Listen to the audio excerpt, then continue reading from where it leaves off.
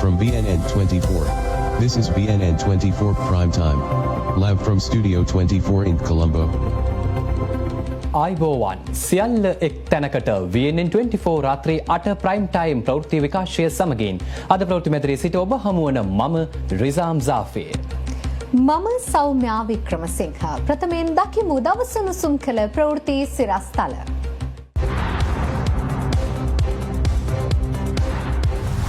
විශ්වාස භංගයට පක්ෂ 11 කණ්ඩායමේ සහාය. නීතිඥ සංගමයේ ඉදිරිපත් කළ යෝජනාවට සහාය දෙමින් පවතින අර්බුදය විසඳීමට සමගි ජනබලවේගයේ එකඟ වෙයි. හදිස්සි නීතිය පැනවීමට හේතු පහදන්න මානව හිමිකම් කොමිසම රජයට කියයි. ගෑස් අර්බුදය නොවිසඳෙන ලකුණු අදත් ප්‍රදේශ කිහිපයක් උණුසුම්.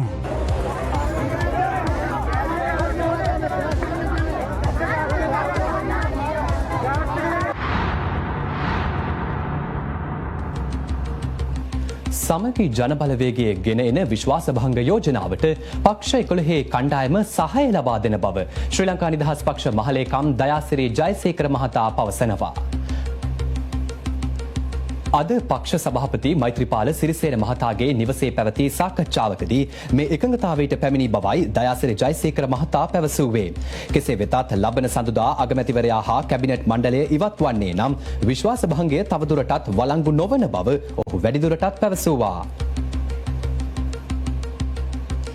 සාමකාමී හා සාමාන්‍ය පරිදි විරෝධතා ගෙන යන අතරතුර රට තුළ හදිසි නීතිය ප්‍රකාශ කිරීමට හේතු වූ කරුණු මොනවාදැයි මහජනතාවට පැහැදිලි කරන ලෙස ශ්‍රී ලංකා මානව හිමිකම් කොමිෂන් සභාව රජයෙන් ඉල්ලා සිටිනවා.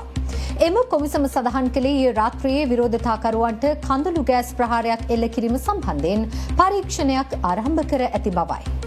මේ අතර ශ්‍රී ලංකා නීතිඥ සංගමයේද නිවේදනයක් නිකුත් කරමින් සඳහන් කළේ හදිසි නීතිය පැනවීම සම්බන්ධයෙන් තම සංගමය දැඩි ලෙස කනස්සල්ලට පත්ව සිටින බවයි. ජනාධිපති ගෝඨාභය රාජපක්ෂ මහතා ව්‍යවස්ථානුකූලව පැවරී ඇති බලතල අනුව ඊයේ රාත්‍රියේ සිට බලපැවැත්වෙන පරිදි හදිසි නීතිය ප්‍රකාශයට පත් කෙරුණා. රාජ්‍ය ප්‍රවෘත්ති දෙපාර්තමේන්තුව සඳහන් කළේ ශ්‍රී ලංකාවේ මහජන හදිසි අවස්ථා තත්ත්වයක් පැවතීම හේතු කොටගෙන මහජන ආරක්ෂාව රටේ පැවැත්ම සුරක්ෂිත කිරීම මහජන ජීවිතයට අත්‍යවශ්‍ය සැපීම් හා සේවා පවත්වාගෙන යාම සඳහා අවස්ථානුකූලයයි හැඟී යාම හේතුවෙන් ජනාධිපතිවරයා විසින් මෙම තීරණය ගෙන ඇති බවයි. කෙසේ වෙතත් මාස 1.5 වැනි කාලයක් තුළ අවස්ථා දෙකකදී හදිසි නීතිය පැනවීමට ජනාධිපතිවරයා පියවරගත් අතර පසුගිය අප්‍රේල් මාස පළමු වනදාද හදිසි නීතිය පැනෙව්වා. දැන් හදිසි අවස්ථාව ප්‍රකාශයට පත් කරාම මූලික වශයෙන්ම වැදගත් දේ තමයි ඒ පැන වූ දින සිට මාසයක් බලපැවැත්වෙන. නමුත් එය පැන වූ දින සිට දින 10ක් තුල පාර්ලිමේන්තුවට ඉදිරිපත් කරන්න ඕන. පාර්ලිමේන්තුවට ඉදිරිපත් කළා සම්මත කරගත්තොත් තමයි මාසය. එහෙම නැතිනම් එය පැන වූ දින සිට දින 14කින් ඉබේම අහෝසි වෙලා යනවා. ප්‍රායෝගික තත්ත්වයේ බැලුවොත් මැයි 6 වෙනිදා රාත්‍රියේ තමයි හදිසි අවස්ථාව ප්‍රකාශයට පත්. නමුත් නැවත පාර්ලිමේන්තුව රැස් වෙන්නේ අපි දන්නවා මැයි 17 වෙනිදා කතානායකතුමා ප්‍රකාශ කර පරිදි. ඒ කියන්නේ මැයි මාසේ 16 වෙනිදා රාත්‍රියෙන් දින 10 පිරෙනවා. එතකොට මේ හදිසි නීතිය පාර්ලිමේන්තුවට ගිහිල්ලා සම්මත කරගන්න බෑ. ඒ නිසා ප්‍රකාශ කර දින සිට දින 14කින් මේක ඉබේම අහෝසි වෙලා යනවා.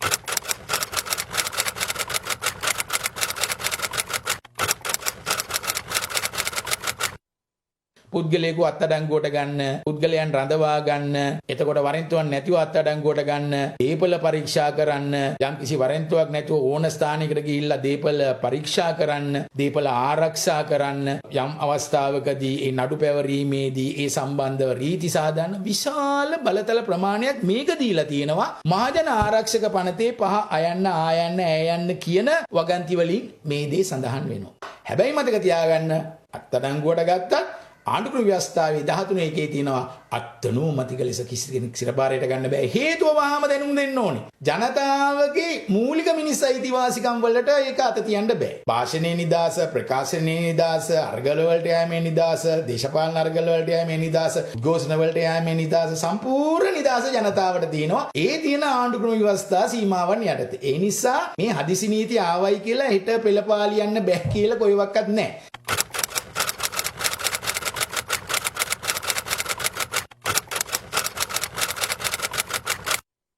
හදිසි නීතියක් ප්‍රකාශයට පත් කරන්න හැකියාවක් තියෙන්නේ මහජනයාගේ ආරක්ෂාවට. යම්කිසි ප්‍රශ්නයක් තියෙනවා නම් පමණයි. මේ වන විට රටේ තියෙන තත්ත්වය අනුව මහජනතාවගේ ආරක්ෂාවට ප්‍රශ්නයක් බැලූ බැලමට පෙනෙන්නේ නැහැ. මහජනතාව ආයුධ සන්නද්ධ කැරැල්ලක හෝ යුද්ධයක නියැලිලා නැහැ. එහෙම නැත්නම් ජනවර්ග දෙකක් අතර ගැටීමක් ඇති වෙලා නැහැ. කාට හෝ විරුද්ධව අවියා මෝරාගෙන සටනට ඇවිල්ලා නැහැ. ජනතාව ආණ්ඩුක්‍රම ව්‍යවස්ථාවේ Taman සතු මූලික අයිතිවාසිකම පාවිච්චි කරන තත්ත්වයක් තමයි මේ වෙන විට රටේ පවතින්නේ.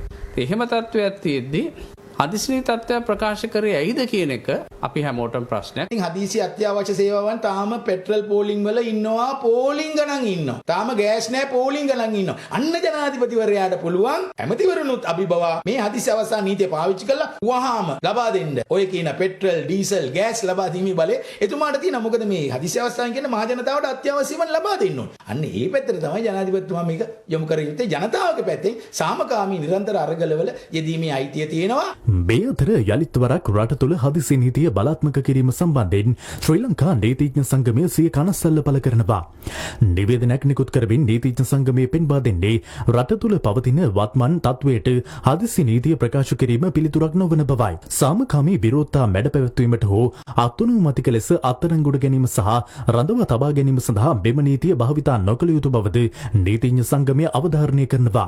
විරෝධතා ප්‍රචණ්ඩ නොවිය යුතු අතර සෑම විටම සාමකාමීව පැවතිය යුතු බවත් පෙන්වා දෙන නීතිඥ සංගමය රටත් ජනතාවත් මුහුණ දී සිටින බරපතල ආර්ථික අර්බුදය සහ රට තුළ පවතින දේශපාලන අර්බුදය විසඳීමේ හදිසි අවශ්‍යතාවය හඳුනා ගන්නා ලෙස ආණ්ඩු පක්ෂය විපක්ෂය ඇතුළු සියලුම පාර්ශවයන්ගෙන් ඉල්ලා සිටිනවා. හදිසි තත්ත්වය ප්‍රකාශයට පත් කිරීමට හේතුව කුමක්ද යන්න වහා ජනතාවට පැහැදිලි කරන ලෙසද ශ්‍රී ලංකා නීතිඥ සංගමයේ ජනාධිපතිවරයාගෙන් ඉල්ලා සිටිනවා. හදිසි නීතිය අවලංගු කරන ලෙසත් ස්වෛරීභාවයේ අංගයක් වන භාෂණයේ සහ ප්‍රකාශනයේ නිදහස සහ සාමකාමීව රැස්වීමේ නිදහස ජනතාවගේ මූලික අයිතිවාසිකම් බවත් එම සංගමය පවසනවා. මේ අතර රට තුළ හදිසි නීතිය ප්‍රකාශ කිරීමට හේතු මහජනතාවට පැහැදිලි කරන ලෙස ශ්‍රී ලංකා මානව හිමිකම් කොමිෂන් සභාවද රජෙන් ඉල්ලා සිටිනවා. එම කොමිසම සඳහන් කළේ විරෝධතා බොහෝ දුරට සාමකාමී සහ සාමාන්‍ය පරිදි පැවැත්වෙන බවයි. මේ අතර රට තුළ හදිසි නීතිය ක්‍රියාත්මක කිරීම සම්බන්ධයෙන් විදේශ නියෝජිතයින් කිහිප දෙනෙකුද සිය කනස්සල්ල පළ කර තිබෙනවා. ට්විටර් පණිවිඩයක් නිකුත් කරමින් යුරෝපා සංගමය සඳහන් කළේ හදිසි නීතිය රටේ දුෂ්කරතා විසඳීමට උපකාරී නොවන බවයි.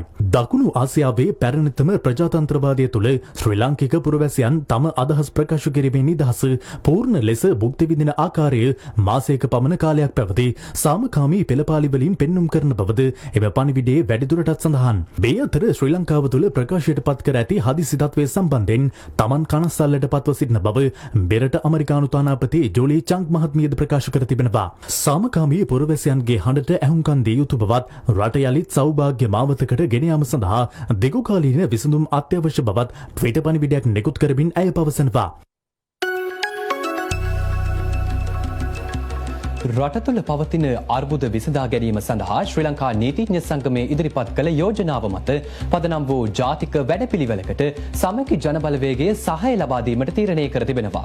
ජනාධිපතිවරයා ධුරයෙන් ඉවත්වීමද මේ යෝජනාවලියට ඇතුළත්. මේ අතර ජනාධිපතිවරයාට ඇති බලතල ප්‍රකාරව ඊයේ මධ්‍යම රාත්‍රියේ සිට ක්‍රියාත්මක වන පරිදි හදිසි නීතිය පැනවීමත් සමග ඒ සම්බන්ධයෙන් දේශපාලන පක්ෂ හා නියෝජිතයින් තම මතය පළ කළා. රට තුළ පවතින බැරෑරුම් ජාතික අර්බුදය විසඳීම සඳහා ශ්‍රී ලංකා නීතිඥ සංගමය විසින් ඉදිරිපත් කරන ලද යෝජනා කෙරෙහි සමගි ජනබලවේගය සිය අවධානය යොමු කර තිබෙනවා. විධායක ජනාධිපති ක්‍රමය අහෝසි කිරීම පවතින ජාතික අර්බුදය විසඳීම සඳහා වන මූලික අවශ්‍යතාවයක් ලෙස සලකා බලන බව සමගි ජනබලවේගයෙන් නිකුත් කළ නිවේදනයේ සඳහන්. ඒ අනුව මෙම අර්බුදය විසඳීම සඳහා ශ්‍රී ලංකා නීතිඥ සංගමය ඉදිරිපත් කරන ලද යෝජනා ඇතුළත් ජාතික වැඩසටහනක් සඳහා සමගි ජනබලවේගය ප්‍රමුඛ සමගි ජන සන්ධානය සිය සහයෝගය ලබා දීමට තීරණය කළ බව එම නිවේදනයේ සඳහන්. මේ අතර ඊයේ මධ්‍යම රාත්‍රිය සිට ක්‍රියාත්මක කළ හදිසි නීතිය පැනවීම සම්බන්ධයෙන් දේශපාලඥයින් සිය මතය පළ කළා. විපක්ෂ නායක සජිත් ප්‍රේමදාස මහතා සිය ට්විටර් ගිණුමේ සටහනක් තබමින් ප්‍රකාශ කළේ හදිසි නීතිය පැනවීම රට තුළ පවතින අර්බුදවලට විසඳුමක් නොවන බවයි. ඔහු පවසන්නේ රට තුළ පවතින අර්බුදය නිවා වීමට නම් ජනාධිපතිවරයා සිය ධුරයෙන් ඉවත් විය යුතු බවයි. ජනතා විමුක්ති පෙරමුණේ නායක නායක අනුරු කුමාර දිසානායක මහතා ට්විටර් පණිවිඩයක් නිකුත් කරමින් සඳහන් කරන්නේ ජනතාවගේ සාධාරණ අරගලයේ මර්ධන නීතිවලින් නවතාලිය නොහැකි බවයි. බෙලෙස හදිසි නීතිය පැනවීම සම්බන්ධයෙන් ආණ්ඩුව සහ ජනාධිපතිවරයා වහාම පැහැදිලි කිරීමක් කළ යුතු බව ජනතා විමුක්ති පෙරමුණ පවසනවා. ගෝඨාභය රාජපක්ෂ මහත්තයා හාපව් හදිසි නීතිය පනව ගන්නවා. දැන් අපට මතකයි මේ විදිහටම පහුගිය කාලෙත් හදිසි නීතිය පැනෙවුවා. අපේ මාස 3 වෙනිදා ඇඳිරි නීතියක් දැම්ම හදිසි නීතිය යටතේ. හැබැයි ඒ ඇඳිරි නීතියත් වැඩක් වුණේ නැහැ. මොකද ඇඳිරි නීතිය නොසලකා අපේ රටේ ජනතාව තමන්ට උද්ඝෝෂණ කරන තින අයිතිය පාවිච්චි කරන නිසා ඇඳිරි නීතියත් වැඩක් වුණේ. නිසා අපි ඉස්සෙල්ලාම කියන්න ඕන කම තියෙනවා. ආණ්ඩුව ඉතා පැහැදිලි ලෙසම ජනාධිපතිවරයා පැහැදිලි කිරීමක් කරන්න ඕන මේ හදිසි නීතිය යොදාගත්තේ ඇයි කුමක් සඳහාද මොකක්ද දෙකෙන් කරන්න යන්නේ ජනතාව ඉල්ලන ඉල්ලීම් වලට ඒකෙන් ලැබෙන විසඳුම මොකක්ද කියන එක අනිත් පැත්තෙන් ගත්තොත් එimhe අපි ආණ්ඩුවට බල කරනවා මේ සෙල්ලම කරන්න ලෑස්ති වෙන්න එපා මේ ජනතාව මර්ධනය කරලා මේ ජනතාව උද්ඝෝෂණයටපත් කරන්න බෑ අපි හිතනවා ජනාධිපතිවරයාට මේක තේරෙන්න ඕන ආණ්ඩුවට තේරෙන්න ඕන දැන් අපේ මුළු රටක්ම ශ්‍රී ලංකාවේ සියලු ජන කණ්ඩායම් හැමදෙනාම එක හඬින් කියනවා ජනාධිපතිවරයා ඉවත් වෙන්න ආණ්ඩුව යන්න කියලා. ඒක ඒගොල්ලන්ට දැනෙන්න ඕන තේරෙන්න ඕන මොලේ කලඳක් හරි තියෙනවා. ඊයේ රටේ වෙච්ච දේ කියව ගන්න පුළුවන්කමක් තියෙන ජනාධිපතිවරයාට එයා දැනගන්න ඕන මුළු රටක්ම දැන් ජනාධිපතිට විරුද්ධයි කියලා. මුළු රටක්ම දැන් මේ ආණ්ඩුවට විරුද්ධයි කියලා තේරෙන්න ඕන. මේ අතර ලංකා කම්කරු කොංග්‍රසයේ නායක සෙන්දිල් තොණ්ඩමන් මහතාද හදිසි නීතිය ක්‍රියාත්මක කිරීම සම්බන්ධයෙන් විරෝධය පළ කළා.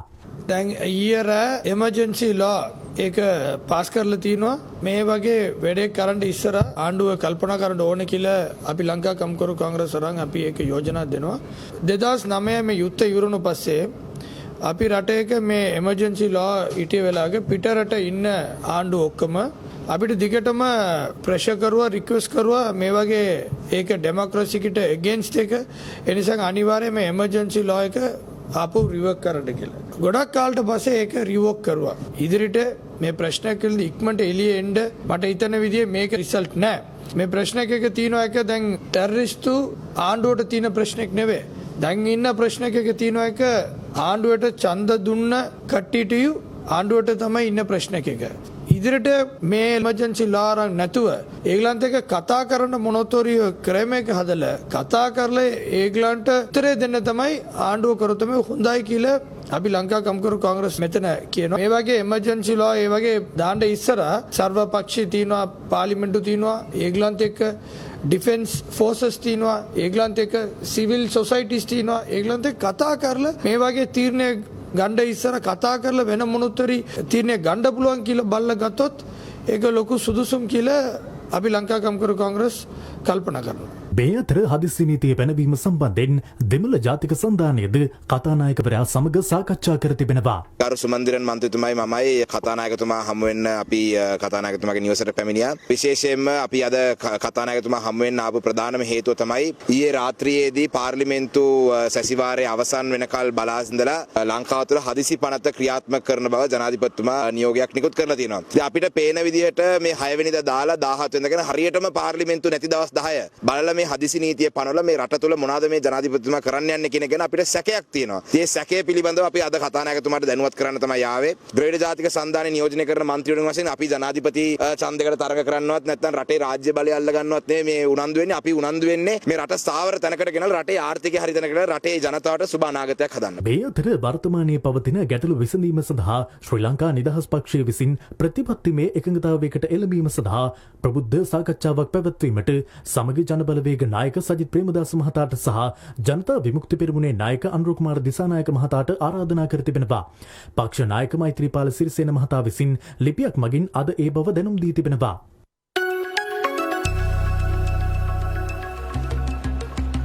පාර්ලිමේන්තුවට පිවිසෙන පාලම් 3 මන්සන්දියේදී ඊයේ පොලිසිය එල්ල කළ කඳුළු ගෑස් ප්‍රහාරය බොහෝ දෙනෙකුගේ විවේචනයට ලක්වනවා. මෙහිදී මහමග ගිය සාමාන්‍ය වැසියන්ටද කඳුළු ගෑස් වැදී තිබුණා. පොල්දුව මන්සන්දියේ විරෝධතාවයට ඊයේ සවස පොලිසිය කඳුළු ගෑස් සහ ජල ප්‍රහාරයක් එල්ල කළා.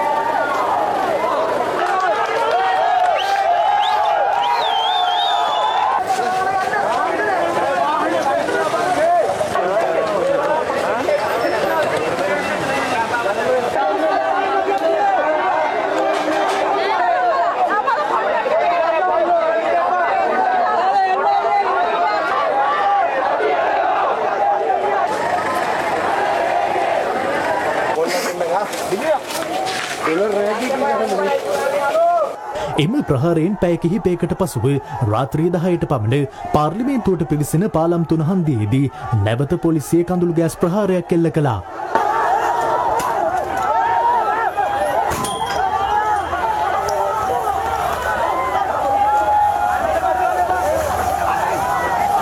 ඒ සාමකාමීව අරගලයේ යෙදෙනවා නම් උද්ඝෝෂණයේ යෙදෙනවා නම් පාර්ලිමේන්තුව ළඟ පවා ඒ අයිතිය තියෙනවා. මොකද මහජන නියෝජිතයෝ මෙතන ඉන්නේ. ඒ අයට පාර දෙන්නේ නැත්නම්, ඒ අයට තලා පෙලන්නේ නැත්නම්, ආයුධ නැත්නම් ඒ අවස්ථාව දෙන්න. දැන් මේ වගේම තමයි ෆීජි රටේ උනේ. ෆීජි පාර්ලිමේන්තුව කියලා සම්පූර්ණයෙන්ම වැටලුවා. පාර්ලිමේන්තුව ඇතුලේ තමයි හිටියේ අගමැති ඇතුළු කැබිනට් මණ්ඩලය. ඒ අයට මුකුත් කරගන්න බැරි වුණා. ජනතාව එළියේ ඉඳන් උයාගෙන කාලා විශාල සංදර්ශන පවත්වමින් ෆීජි රට වගේ වෙන්න පුළුවන් ලංකාව. ඕම ගිහිල්ලා කරගම මොකද උනේ අවසානයේදී ඒ අය විසිරුවා හරින්න පොලිසියට සිදු වුණා. ඉතින් මේ හැමදේම කළ යුත්තේ පොලිසියේ තියෙන අවම බලය සහ මහජනතාවගේ පනත් කෙටුම්පත් සම්මත කරගන්න පාර්ලිමේන්තුවට යෑමේ බලයක් තියෙනවා. දැන් පාර්ලිමේන්තුවට යන එක නෙමෙයි සමහර മന്ത്രിවරු කියනවා ඒගොල්ලෝ වර්ජනය කරනවලු විශ්වාස භංගය ගේන්නේ නැත. ඉතින් එතන ඒ අයිතින් ඒ අයට තියෙනවා. හැබැයි ඒ අයට පාර සකස් කර දීමේ වගකීමක් තියෙනවා. අපි දන්නවනේ භූමි තෙල් මිල පෙට්‍රල් මිල වැඩි වුණාම අර හිටපු අද අගමැතිතුමා හිටපු විපක්ෂ නායකතුමාට යන්න දුන්නේ නැහැ බයිසිකල් වලින්. අවසානයේ ඒගොල්ලෝ බැරිය සැරලා දෙන්න උනා. නමුත් බැරිය සැරලා දීමේ අයිතිය තියෙනවා. ඒ වගේම මහජනතාවට තමන්ගේ නියෝජිතයා ප්‍රශ්න කිරීමේ අයිතියක් තියෙනවා. ඒක සාමකාමීව කළ යුතුයි. ඒ සාමකාමීව කළ යුතුයි. නැතුව ඒක අරගලයකට ගියොත් මේ තත්ත්වේ ඇති වෙන්නේ මොන පැත්තටද කියලා අපිට කියන්න බෑ. එක්සත් ජාතික පක්ෂ නායක රනිල් වික්‍රමසිංහ මහතාට විරෝධය දක්වමින් පිරිසක් අද කොල්ලුපිටියේ පිහිටියේ මහතාගේ නිවස ඉදිරිපිට විරෝධතාවයක නිරත වුණා. ඒ නියෝජ්‍ය කතානායක තනතුරට ශ්‍රී ලංකා නිදහස් පක්ෂය ඉදිරිපත් කළ අපේක්ෂකයාට සහාය පළ කරමින් පාර්ලිමේන්තුවේදී ඡන්දය ප්‍රකාශ කිරීමට විරෝධය පළ කරමින් එක්සත් ජාතික පක්ෂ නායක රනිල් වික්‍රමසිංහ මහතාගේ කොල්ලුපිටිය පස්වන පටුමගේ පිහිටි නිවසට රැස් වූ පිරිසක් අද මෙලෙස විරෝධතාවය දැක්වුවා. මේ අතර මෙම ස්ථානයට රැස් වූ තවත් පිරිසක් කියා සිටි රටේ පවතින අර්බුද විසඳා ගැනීමට රනිල් වික්‍රමසිංහ මහතාගේ සහාය ලබා ගත යුතු බවයි.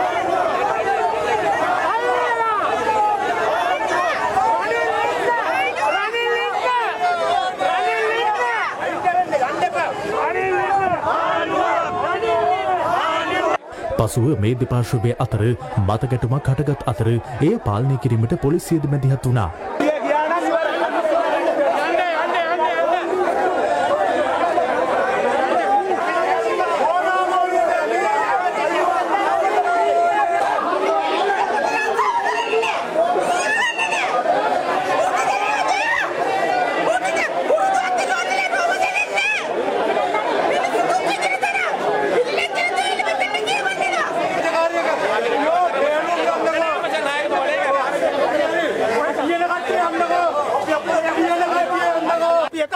මේ රටේ මේ ඩොලර් පස්සේ ඉස්සගෙන ඉදිරියට යමුයි කියනකොට මොකද්ද මේ ඇවිල්ලා පාරේ මේ බුද්ධිමත් කියලා ඉංග්‍රීසි බෝඩ් ටිකක් එල්ලගෙන මේ ජනතාව කියලා කාගේ උවමනාවටද මේ කරන්නේ? කොළඹ හතේ ඒ වගේ නූගත් මිනිස්සු ඉන්නවද කියන එකයි අපිට තියෙන ප්‍රශ්නේ. රනිල් වික්‍රමසිංහ මැතිතුමා කියන්නේ එහෙම ගෝරි දාලා මිනිස්සු අමාරුයි දාලා ප්‍රශ්න ඇති කරලා එහෙම ජනතාව පීඩාවටපත් කරන නායකයෙක් නෙවෙයි. බුද්ධියෙන් තමයි මේ රට ගෙනිච්චෙත් ඉදිරිය ගෙනියන්න හදන්නේ බුද්ධියෙන්. මේ අතර ඊයේ දෙවනි වරටත් නියෝජ්‍ය කතානායක දුරෙන් ඉල්ලා අසවූ රංජිත් සිංහබලාපිටිය මහතා අද කෑගල්ල අමම්පිටිය ප්‍රදේශයේදී ප්‍රවෘත්ති සාකච්ඡාවක් පැවැත්තුවා.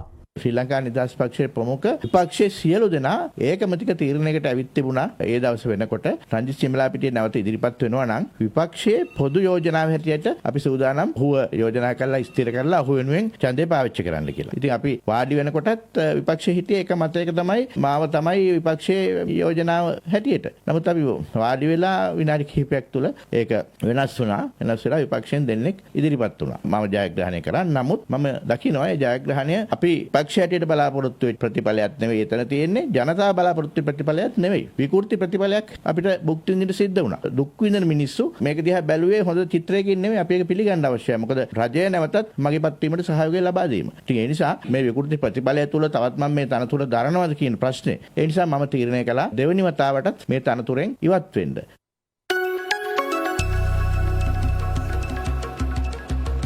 දිවයිනේ ප්‍රදේශ කිහිපයක අද ගෑස් ඉල්ලා උණුසුම්කාරී තත්ත්වයන් නැති වුණා.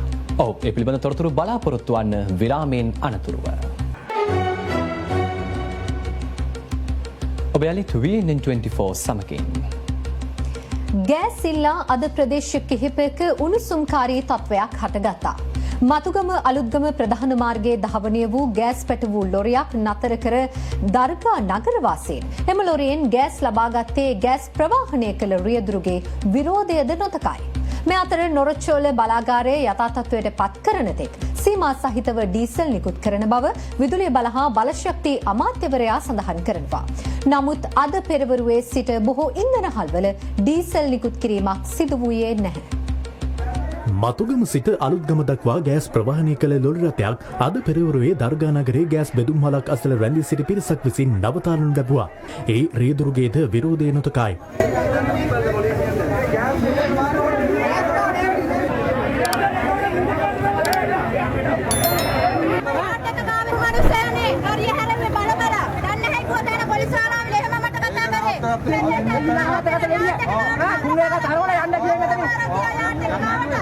මේ ගැටලුව නිරාකරණය වූයේ අලුත්ගම පොලිස් ස්ථානාධිපතිවරයාගේ මැදිහත්වීමෙන්. ඔහු පැමිණ අදාළ ගෑස් අලෙවි නියෝජිතයින් හා සාකච්ඡා කර ලොරියේ තිබූ ගෑස් තොගය දර්ගා නගරයේ ගෑස් බලාපොරොත්තුවෙන් සිටි පිරිසට මිලදී ගැනීමට ඉඩ සැලසුවා.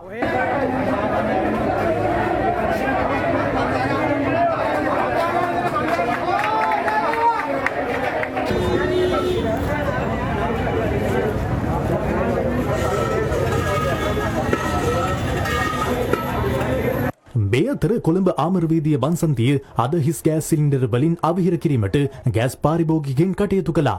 ඒ වහ ගෑස් ලබා දෙන ලෙසට රජයට බල කරමින්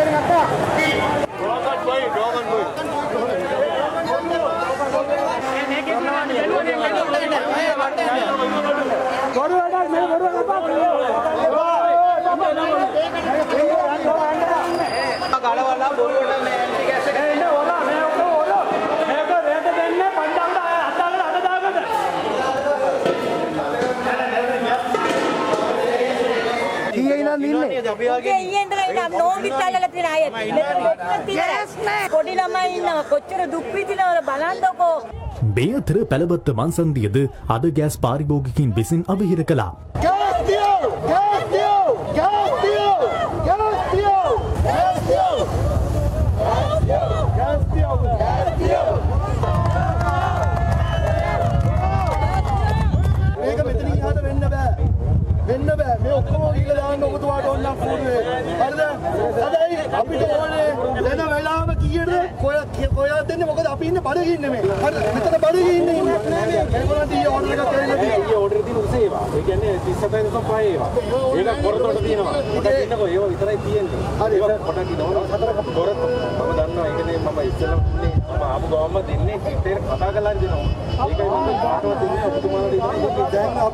මේ අතර අදත් දිවයින පුරා දිගු ඉන්ධන පෝලිම් දක්නට ලැබුණා. මේ කොළඹ නගරයේ ඉන්ධන අලවිසල් අසල අද දක්නට ලැබුණු අන්දම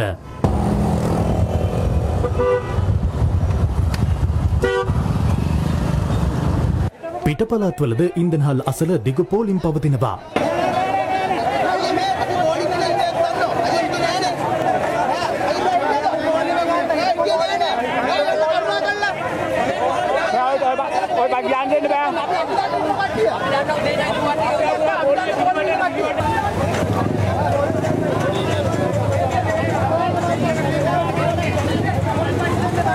මේ අතර ඉන්ධනහල් ඔස්සේ බෙදාහරින ඉන්ධනවල ප්‍රමිතිය සම්බන්ධයෙන් ගැටලුවක් පවතින බවට ඇතැම් පාරිභෝගිකයින්ගෙන් චෝදනා එල්ලවනවා. අද ඔරුගොඩවත්ත ඉන්ධන අලවිසලකින් නිකුත් කර තිබූ ඉන්ධනවල ජලය තිබූ බවට චෝදනා එල්ලවනවා. කොහොමද බයිසිකලේ නැවතුණාද මොකද උනේ? බයික් එක නතර වුණා. නතර වෙලා මේ ගෙනල්ලා ගැරේජ් එකට දැම්මම පස්සේ ටැංකිය ගලවලා ටැංකියෙන් තමයි බෝතලයට ගත්තේ. ගත්තට පස්සේ තමයි මේ වෙනම දැක්කේ. එමෙන්ම ඉන්ධන මෙරටට ගෙන ඒමේදී සහ බෙදා හැරීමේදී නියමිත ප්‍රමිතිය පරීක්ෂා කර බලා සිදු කරන බවත් යම් හේකින් ඉන්ධන පිරුම් හලක ඇති ඉන්ධනවල ප්‍රමිතිය පිළිබඳව ගැටලුකාරී තත්වයක් තිබේ නම් එහි වගකීම ඉන්ධන සැල් හිමියන්ටද බලපානවා.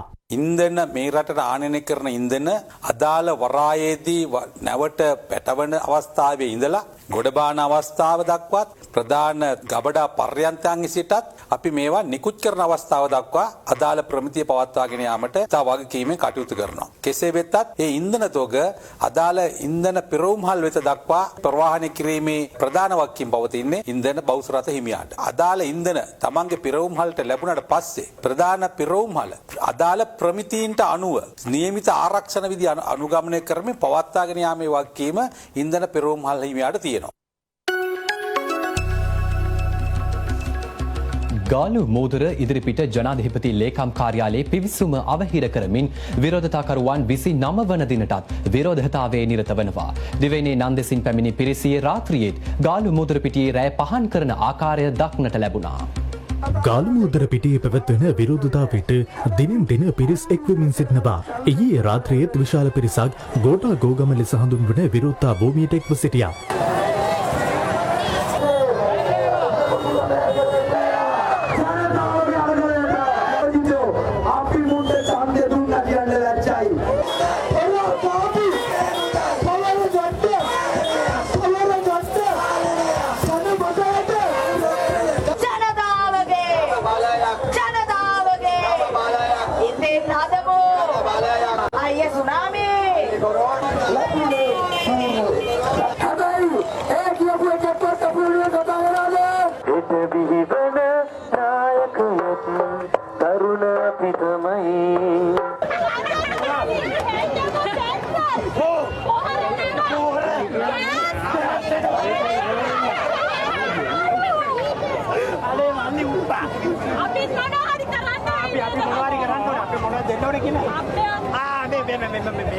අපි සෙකන්ඩ් හෙන්ඩ් ඕන චීනට උනත් අපි කියපන් අපි චීනේ අභ්‍යන්තර කටයුතු වලටත් බැදියත් වෙනවා කියලා.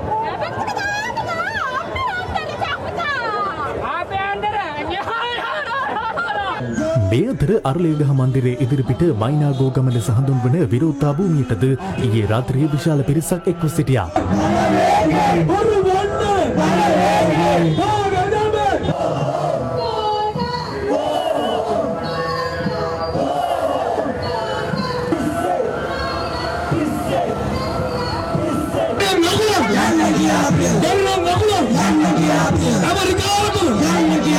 මේ අද පසුරුවේ අරලියගහ මන්දිරයේ ඉදිරිපිට පැවති තත්ත්වයයි.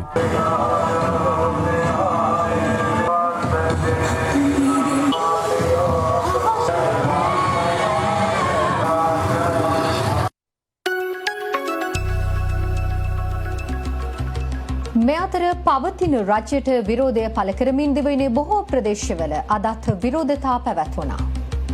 ගාලුමෝදර විරෝධතාවයට සහාය පළ කරමින් හම්බන්තොට වලස්මුල්ල නගරයේද විරෝධතාවයක් සංවිධානය කර තිබුණා. මේ අතර ගාල්ල බස් නැවතුම්පොළ ඉදිරිපිට පැවැත්වෙන විරෝධතා භූමියේ මහජන පෙත්සමට අත්සන් ලබා ගැනීම තවදුරටත් සිදුවනවා. එය නම් කර තිබෙන්නේ 70 ලක්ෂයේ මහජන පෙත්සම ලෙසයි.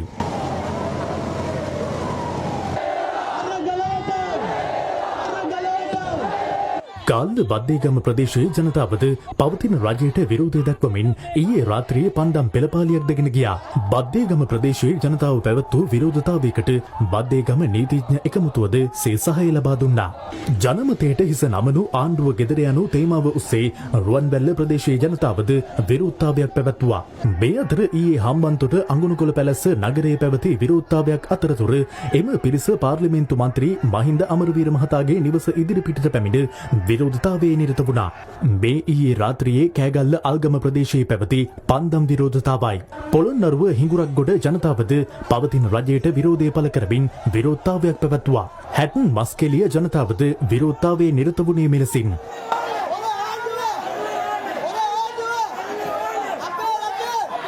බදුල්ල ප්‍රදේශයේ ජනතාව සංවිධානය කළ විරෝධතාවයක් අතරතුර රජයට විරෝධය පළ කරමින් පොල්ගසා දේව කන්නලාවක්ද සිදු කළා.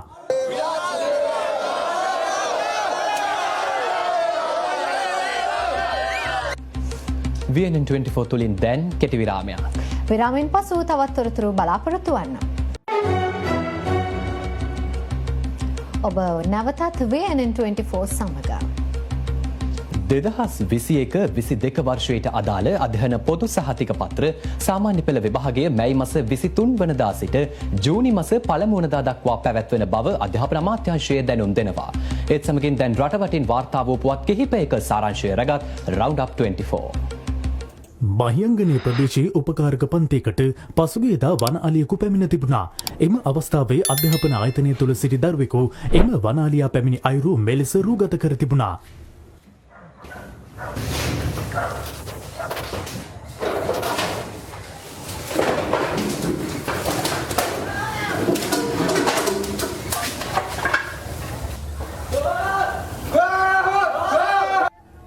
හික්කඩුව දීවරවරායේ නවතා තිබූ බහුදින දීවර යාත්‍රා තුනක් ඊයේ රාත්‍රියේ ගෙනගෙන තිබෙනවා. ගින්නට හේතුව මෙතෙක් අනාවරණය වී නොමැති අතර ගින්නෙන් එම යාත්‍රා තුනම විනාශ වී තිබෙනවා.